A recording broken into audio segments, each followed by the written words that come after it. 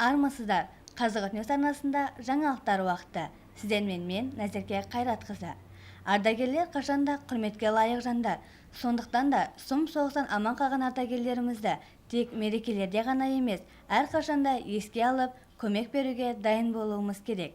Осы орайда Қазығұрт ауданындағы Жалындар жастар қоғамдық бірлестігінің еріктілері және Шымкент қаласындағы МИС қоғамдық комитетімен бірлесе отырып, Қазығұрт ауданындағы ардагерлердің хал-жағдайын білу, олардың қажеттіліктерін анықтау мақсатында еріктілер тобы құрылды.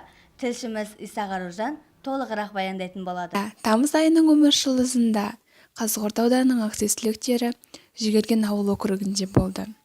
Ол жерде Жүгерген ауыл әкімдігіне кіріп, ардагерлердің мекен-жайын біліп, ардагерлеріміздің үйіне барды. Бару мақсаттары олардың қал-жағдайын біліп, қажеттіліктерін сұрап сырласып қайту болатын. Ардагерлер және оның отбасылары бізді ерекше шыраймен күтіп алды. Өзінің өмір жолындағы қиыншылықтарымен, соғыс кезіндегі өмірмен таныстырды. Әрең сөйлеп тұрса да, өздерінің соғыс кезіндегі өмірін, қалай соғысқа қатысқанын барлығын майын тамызып айтып берді. Әрине, активтіліктері оларды қуана тыңдады. Аталарымыздың әңгімесін тыңдасаң тыңдап отыра бергің келеді. Олар айта берсе әңгіме көп. Олардың өмірлері өткен тарих, жазсаң бір кітап болып шығады.